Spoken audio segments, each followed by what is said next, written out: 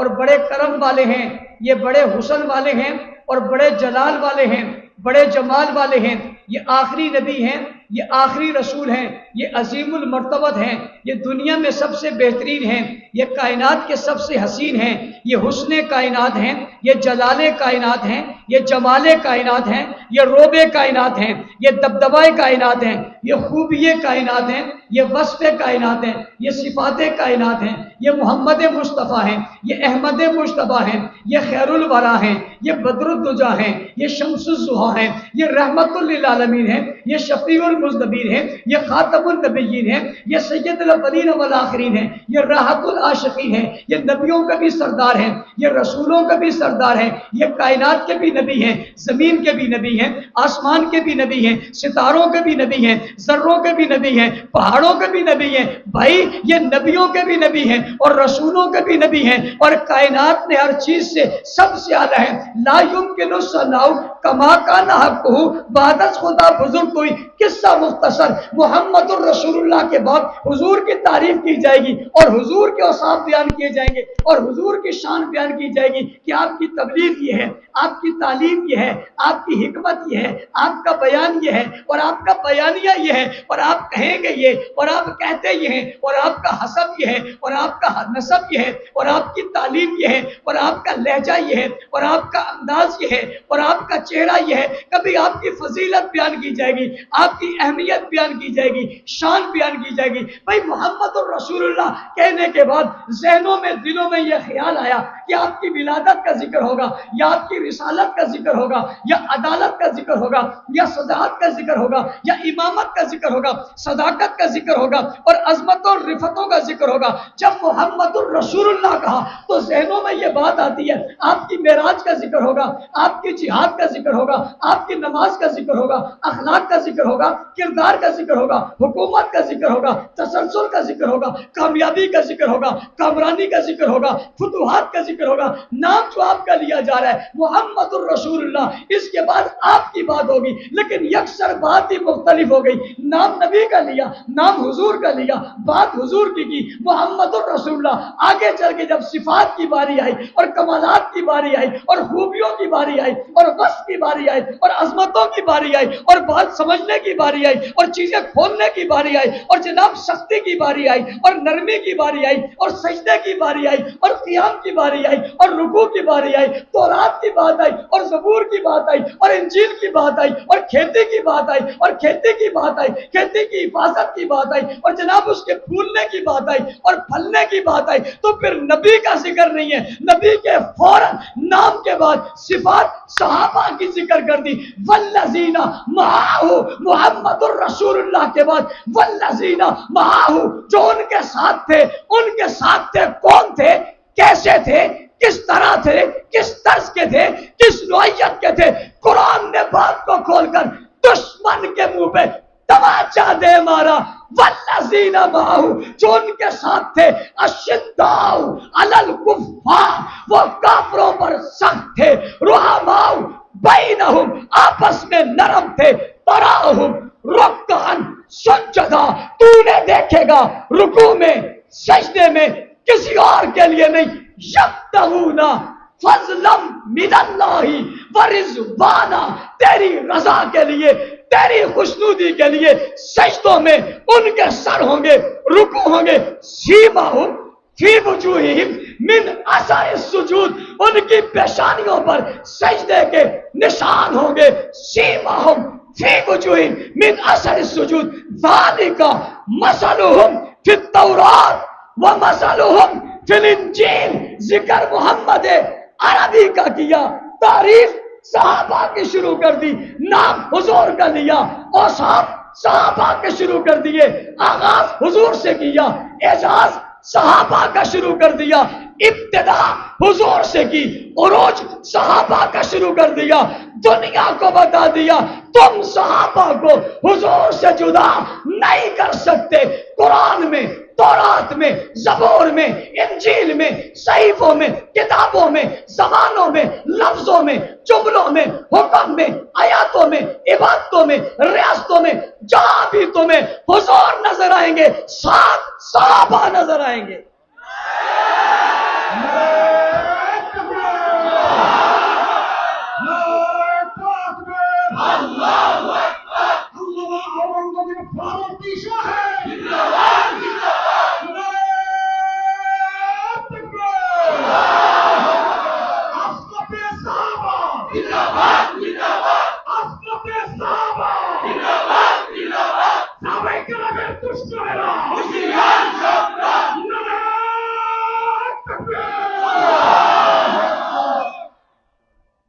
نعرہ میں بھی بتا دوں، صحابہ جے دشمنن جا لعنت بے شمار. ہاں کیسے بولو گے اس کو بنگالی میں؟ দুশমনদের উপর অসংখ্য অগণিত অভিসম্পাদ, লানত لعنت بے شمار. বেশুমার, অসংখ্য অগণিত کچھ অভিসম্পাদ, بیچ میں اردو بھی بولا کر، بے شمار بولا کر. বেশুমার, লানত বেশুমার। ہاں সাহাবায়ে کرام কি দুশমনান, লানত বেশুমার। صحابہ کرام کے دشمنان لعنت بے شمار، بے شمار 2 مرتبہ. সাহাবায়ে کرام কি দুশমনান, লানত বেশুমার, বেশুমার। میں نے وقت نہیں لگایا، چونکہ مجھے ہمارے قافلے کے جو کارواں ہیں مفتی مامون عبداللہ صاحب، انہوں نے کہا کہ آگے کہیں اور بھی جانا ہے. تو ابھی ہم پتہ نہیں کہاں سے آئے ہیں، پھر جانا ہے. تو میں نے کہا آپ کا میں نے اسٹارٹ میں شروع کر دیا اور چوتھے گیئر میں چلا گیا. کہو سبحان اللہ. یہ میں نے دیکھا کہ آپ کے بنگلہ دیش کے روڈ اچھے بنے ہوئے ہیں. جب روڈ اچھا ہو تو ڈرائیور کو گاڑی تیز چلانی چاہیے. کہو سبحان اللہ. بھئی بات ماحول مولنا سے اپنے بنا دیا تھا، میں نے اس ماحول کو وہیں سے اٹھانا تھا. ابتدا انہوں نے کر دی تھی، آغاز انہوں نے کر دیا تھا، جگہ آپ کو دیا تھا، ہوش میں لے آئے تھے، آپ ہوشیار باش تھے. میں نے آگے چلانا تھا، وہیں سے چلا دیا کہ بات حضور کی ہے، تعریف صحابہ کی ہے. اللہ کیا تیرے کہنے ہیں، تجھے صحابہ سے کتنا پیار ہے. رسول کی بات کر کے صحابہ کی تعریف کر دی. کیا کہا؟ والذین معہ، جو ان کے ساتھ تھے. دنیا کو بتا دیا حضور کے ساتھ کون تھا. بھئی کہاں کون تھا؟ مکہ میں کون تھا؟ مدینہ میں کون تھا؟ ہجرت میں کون تھا؟ سفر میں کون تھا؟ پہاڑ میں کون تھا؟ اور زراعت میں کون تھا؟ اور جناب رستے میں کون تھا؟ اور بازار میں کون تھا؟ اور جنگ میں کون تھا؟ اور امن میں کون تھا؟ اور بھوک میں کون تھا؟ اور افلاس میں کون تھا؟ اور تنگی میں کون تھا؟ اور دشمن کے مقابلے کے وقت کون تھا؟ بابا والذین معہ، ان کے ساتھ تھے کون تھے؟ یعنی بدر میں کون تھے؟ احد میں کون تھے؟ خیبر میں کون تھے؟ تبوک میں کون تھے؟ غزوات میں کون تھے؟ کون تھا؟ والذین معہ کون تھا؟ جو تلواروں میں ساتھ کھڑا تھا، جو تیروں میں ساتھ کھڑا تھا، جو نیزوں میں ساتھ کھڑا تھا. کون تھا؟ جو جوی بچوں کو چھوڑ کے کھڑا تھا. کون تھا؟ جو خاندان چھوڑ کے کھڑا تھا. بھائی وہ کون تھا جس نے مکہ چھوڑ دیا تھا، وطن چھوڑ دیا تھا؟ وہ کون تھے جن نے گھر چھوڑ دیے تھے، قبیلے چھوڑ دیے تھے، علاقے چھوڑ دیے تھے؟ وہ تھے کون؟ کہ والذین معہ محمد الرسول اللہ، محمد اللہ کے رسول ہیں. والذین معہ جو ان کے ساتھ تھے. دنیا مجھ سے پوچھتی ہے یہ ساتھ کون تھے؟ میں نے کہا تمہیں بتانے لگا ہوں، مگر میں یہ جملہ غیرت مندوں کو بتاتا ہوں. ہاتھ اٹھاؤ، مکہ بناؤ، دنیا کو بتاؤ والذین معہ کون تھے؟ تو جواب آتا ہے صحابہ، صحابہ.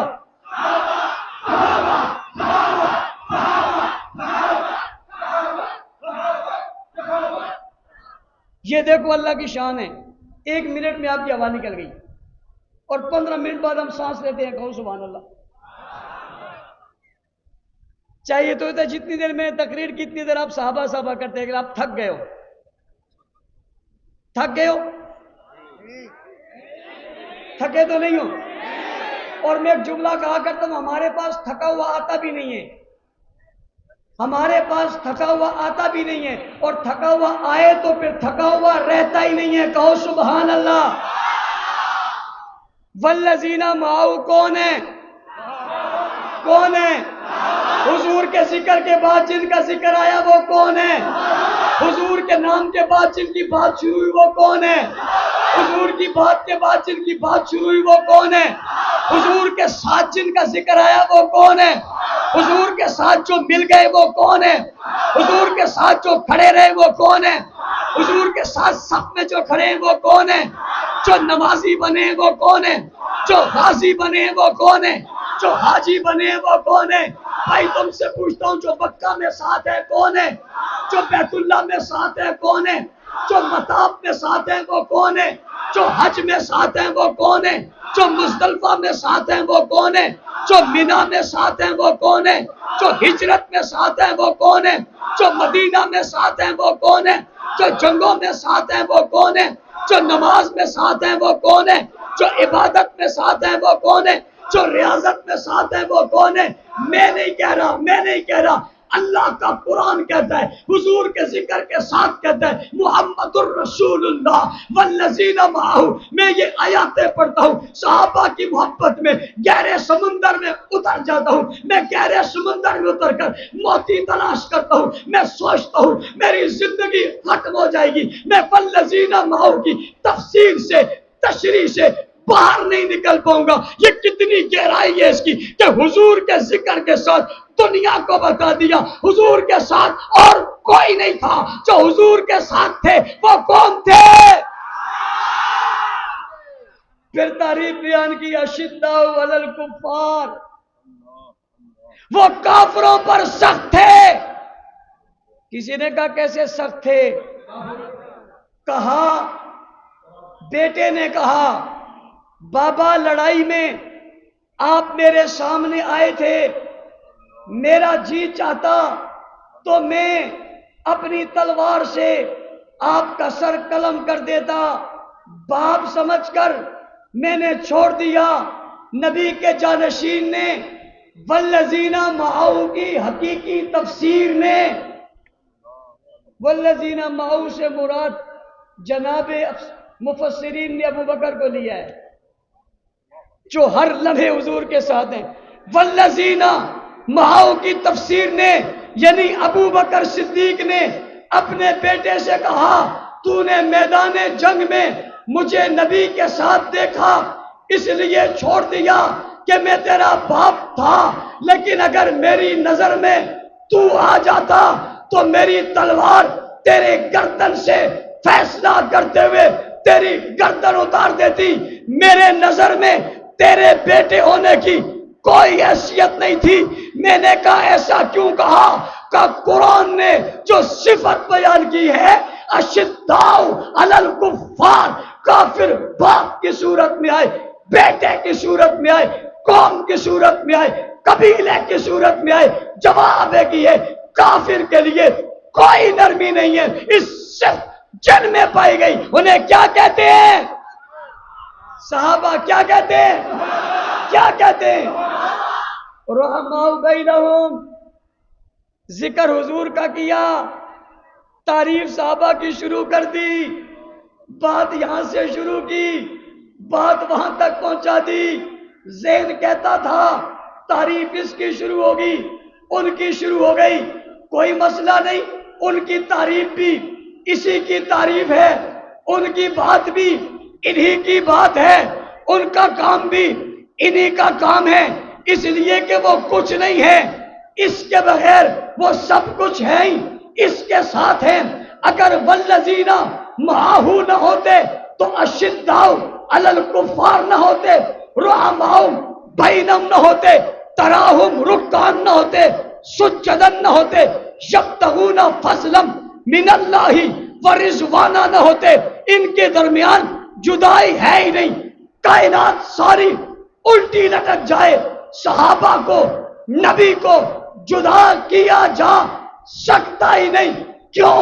انہیں قرآن نے ملا دیا ہے، رحمان نے بلا دیا ہے، زمانے میں ملا دیا ہے، اس دور میں پیدا کر کے رب نے انتخاب کر کے ان کا انتخاب کر کے حضور کے قدموں میں بٹھا دیا ہے۔ یہ بات میری نہیں ہے، اس کی بھی دلیل دینا چاہتا ہوں، دلیل حضور سے دینا چاہتا ہوں۔ پیغمبر علیہ السلام نے فرمایا ان اللہ اختارنی واختار لی اصحابی، اللہ نے مجھے چنا، میرے لیے صحابہ کو چنا۔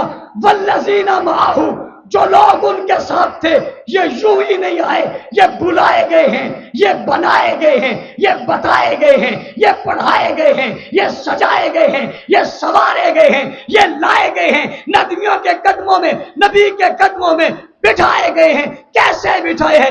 کس طرح بٹھایا ہے؟ وختار علی اصحابی، اللہ نے صحابہ کو حضور کے لیے چنا، اسی لیے کہا والذین معہ۔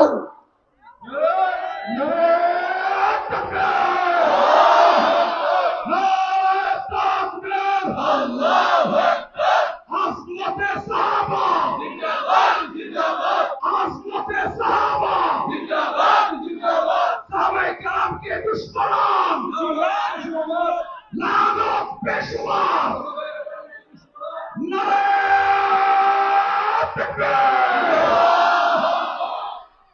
مولانا حفیظ اللہ قاسمی صاحب نے مجھے کہا مولانا صاحب کہ آپ کو یوٹیوب پہ میں نے سنا تھا. میں نے کہا وہی اچھا تھا.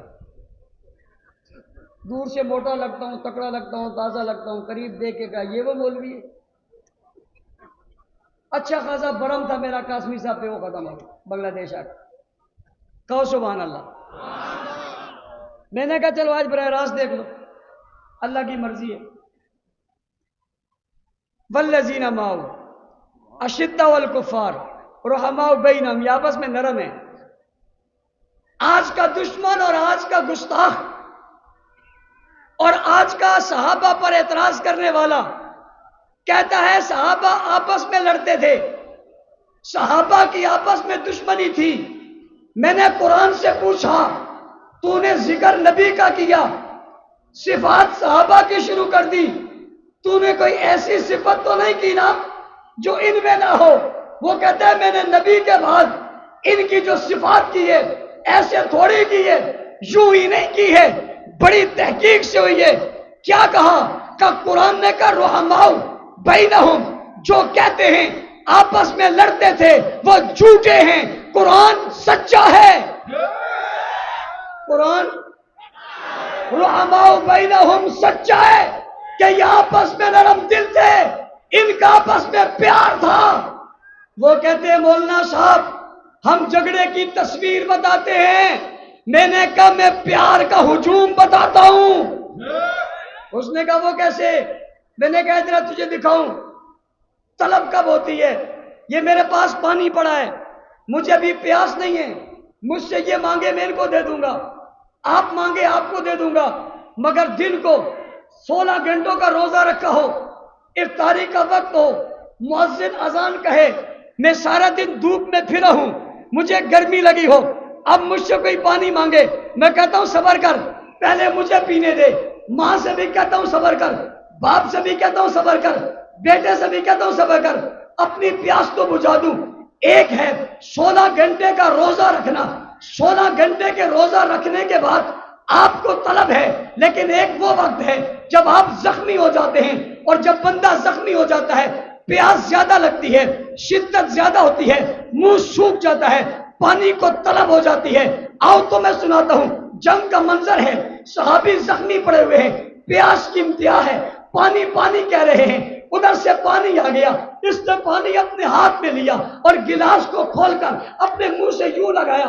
ابھی منہ سے لگایا تھا کہ ساتھ لیٹے ہوئے ایک اور سے آواز آئی, پانی. اس نے منہ سے لگے ہوئے یعنی لبوں سے لگے ہوئے اس پانی کو اٹھا کر اسے دے دیا اور دے کر کہا تو پی لے, میری خیر ہے. ابھی اس نے لیا, اپنے منہ سے لگایا تو ساتھ ایک اور نے کہا مجھے پیاس لگی ہے. اس نے کہا کوئی بات نہیں, میں بھی نہیں پیتا, پانی اسے دے دیا. توجہ کرو میری طرف, بنگلہ دیش کے لوگوں, غازی پور کے لوگوں, توجہ کرو میری طرف. ہوا کیا ہے, پانی ادھر چلا گیا, اس تک پہنچا, وہ جان آفری کے سپرد کر گیا, روح پرواز کر گئی, جنت میں چلا گیا, حوروں نے بلا دیا, حوروں غلمان کے پاس پہنچ گیا. پانی واپس آیا, یہ والا بھی جان دے گیا, ادھر واپس آیا, پہلے والا بھی جان دیا. بھئی پانی کا ایک گھونٹ کسی نے نہیں پیا, تینوں نے جانیں دے دی. کہنے والے نے کہا یہ ہوا کیا ہے؟ میں نے کہا تفسیر کی تشریح آ گئی ہے, تفسیر کی تصویر آ گئی ہے, تفسیر کا نمونہ آ گیا ہے, قرآن کی وضاحت آ گئی ہے, اللہ کے حکم کی صورت سامنے آ گئی ہے. رحماء بینہم, یہ ایک دوسرے پہ جان دیتے ہیں. کیوں؟ انہیں آپس میں پیار ہے.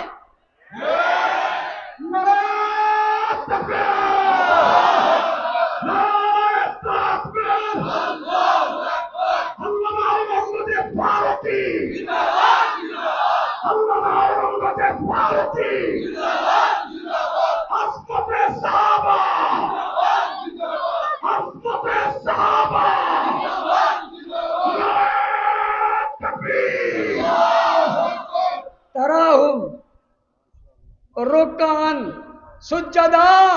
اللہ کیا بات ہے یار, نام حضور کا لیا, تعریف کس کی ہے؟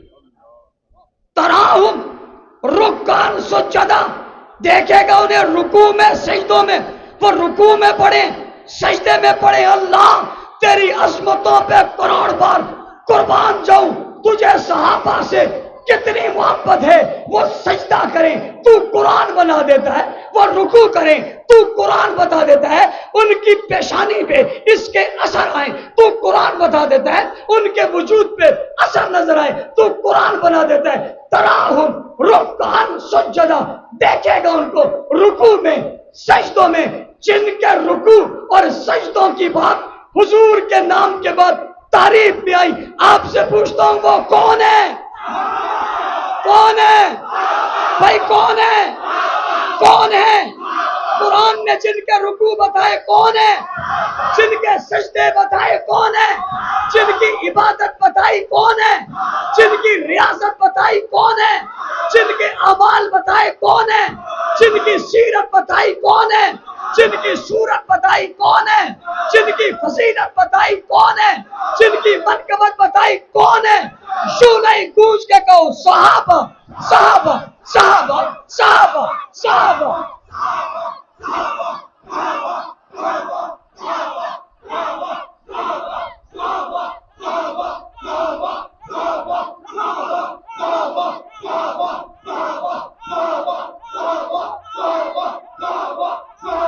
جزاک اللہ۔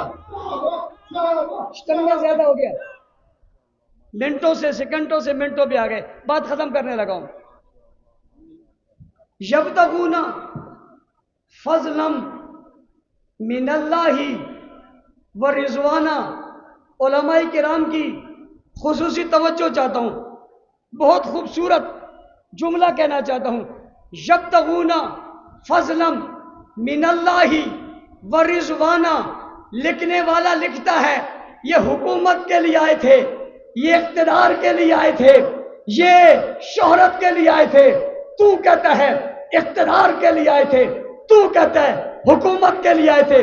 قرآن کہتا ہے یبتغون فضلا من اللہ ورضوانا، وہ اللہ کی فضل خوشنودی کی تلاش میں آئے تھے۔ تو نے ان پر تنقید کی ہے، خدا نے پہلے جواب دے دیا ہے۔ صحابہ کی نیتوں پر، صحابہ کے ارادوں پر، صحابہ کی باتوں پر، صحابہ کے کاموں پر کسی کو اعتراض کا حق ہی نہیں ہے۔ قرآن نے نبی کا ذکر کر کے ان کی وہ صفات بیان کر دی ہے جو رہتی دنیا تک کھلتی چلی جائیں گی، خوشبو آتی رہے گی، مہک آتی رہے گی، بات پھیلتی رہے گی، ہدایت پھیلتی رہے گی، روشنیوں کے چراغ بنتے رہیں گے، کسی اور کے لیے نہیں۔ یبتغون فضلا من اللہ ورضوانا، ان کے رکوع، ان کے سجدے، ان کی سختی، ان کی نرمی، ان کا پیار، ان کی محبت، ان کی نفرت، ان کا غصہ، ان کی تلوار، ان کے قدم کسی اور کے لیے نہیں ہے، سب کچھ اللہ کی رضا کے لیے۔ کیا بات ہے یار علماء کرام، کیا بات ہے، کسی کے لیے نہیں، سب کچھ کس کے لیے؟ تو کون ہوتا ہے شک کرنے والا؟ تو کون ہوتا ہے بات کرنے والا؟ ان کی بات کو تو نبی نے، ان کی بات کو تو خدا نے ختم ہی کر دیا، شروع حضور سے کیا۔ سیماہم فی وجوہہم من اثر السجود۔ تو کہتا ہے میں سجدے کرتا ہوں، میں کہتا ہوں میں سجدے کرتا ہوں، تبلیغی جماعت والا کہتا ہے میں سجدے کرتا ہوں، کوئی یہاں نشان لگا کے کہتا ہے میں سجدے کر رہا ہوں، اور نشان لگا کے باہر نکلتا ہے، اور باہر نکل کہتے ہیں لوگوں دیکھو یہ سجدے کا نشان ہے۔ تیرے سجدے کے نشان کی گواہی تیری ماں دیتی ہے، تیری بہن دیتی ہے، تیری بیٹی دیتی ہے، میرا بھائی دیتا ہے، میرا بابا دیتا ہے، میرے مقتدی دیتے ہیں، علاقے کے لوگ دیتے ہیں، اور میں ان کی جوتیوں پہ 1000 بار قربان کیوں نہ جاؤں جن کے سجدوں کے نشان کی بات خود خدا کرتا ہے۔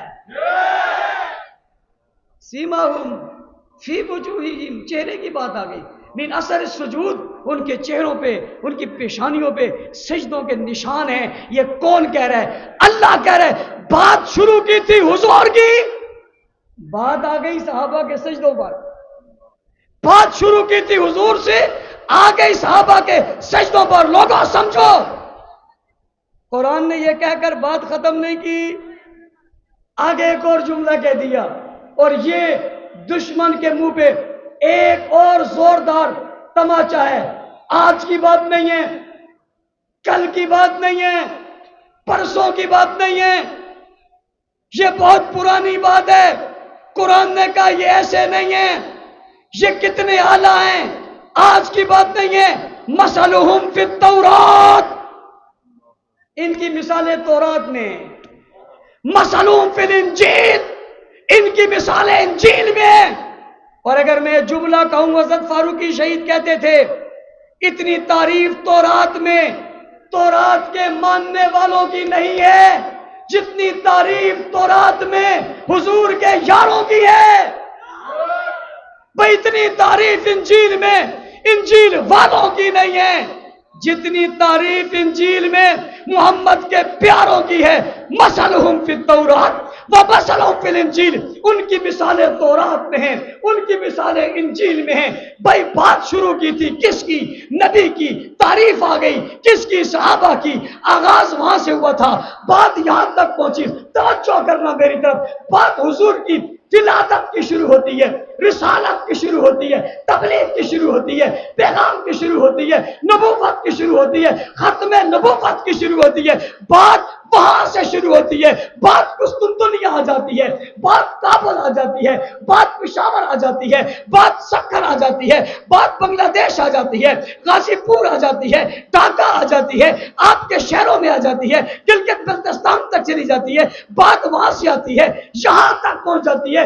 وہاں سے بات یہاں تک کیسے پہنچی؟ کہا ایسے ہی پہنچی جیسے ذکر رسول کا ہوا تھا، تعریف صحابہ کی شروع ہوئی تھی، پیغام حضور نے دیا تھا، پہنچایا صحابہ نے تھا۔ کس نے پہنچایا تھا؟ کس نے پہنچایا تھا؟ صحابہ نے پہنچایا تھا۔ تراہم رکعن سجدی یبتغون فضلا من اللہ ورضوانا سیماہم فی وجوہہم من اثر السجود ذالک مثلہم فی التوراۃ ومثلہم فی الانجیل کزرع اخرج شطأہ فآزرہ فاستغلظ فاستوی علی سوقہ۔ مولانا صاحب مثال دے چکے، مثال چاول کی دی ہے، ایک دفعہ پک گیا پھر پکنے کی ضرورت نہیں۔ یہ پکا کہاں ہے؟ یہ ایک مرتبہ پک گیا، اسے پھر پکنے کی ضرورت نہیں۔ یہ پکا کہاں ہے؟ یہ پکا تیری زمین میں ہے۔ صحابہ پکے کہاں ہیں؟ صحابہ پکے کہاں ہیں؟ صحابہ حضور کے قریب پکے ہیں، اسے تیری زمین نے پکایا ہے، اور صحابہ کو حضور کی زبان مبین نے پکایا ہے۔ یہ پکے ہوئے کو اور پکانے کی ضرورت نہیں، یہ کچا نہیں ہو سکتا، یہ کچا نہیں ہو سکتا۔ کزرع اخرج شطأہ فآزرہ فاستغلظ فاستوی علی سوقہ۔ آپ سے پوچھتا ہوں، آپ نے چاول کی فصل لگائی، فصل تیار ہو گئی، جب فصل تیار ہو گئی ادھر سے کوئی کتا آ گیا، آپ کی فصل کو خراب کرے چھوڑو گے؟ بکری آ گئی، آپ کے فصل کو گاؤ چھوڑو گے؟ گائے آ گئی چھوڑو گے؟ اور اگر ابا جی توڑنے لگ جائے چھوڑو گے؟ اماں جی خراب کرنے لگ جائے چھوڑو گے؟ تمہاری اولاد اس میں گھس کر خراب کرے چھوڑو گے؟ کیوں نہیں چھوڑتے؟ کیوں نہیں چھوڑتے؟ راستہ کیوں روکتے ہو؟ حصار کیوں باندھتے ہو؟ چوکیدار کیوں رکھتے ہو؟ رات کو پہرا کیوں دیتے ہو؟ اس لیے کہ یہ تمہاری محنت ہے، اس لیے کہ یہ تمہاری محنت ہے، اور صحابہ میرے محمد کی محنت ہے۔ بھائی یہ تمہاری محنت ہے، اس کو پانی تم نے دیا، اس کے لیے تم جاگے، اس کے لیے محنت تم نے کی، اس کے لیے بیج تم نے ڈالا، اس کو پانی تم نے دیا۔ مگر صحابہ کی جب تربیت ہونے لگی تو محنت حضور نے کی، محنت حضور نے کی، تعلیم حضور نے دی، تزکیہ حضور نے کیا، تربیت حضور نے کی، سب کچھ حضور نے کر کے انہیں پالا۔ کوئی حضور کی کھیتی کی طرف، باغ کی طرف آئے گا، ہم چوکیدار بن کے کھڑے ہو جائیں گے، باغ پہ پہرا دیں گے، آنے والے کسی کتے کو اندر آنے کی اجازت نہیں دیں گے۔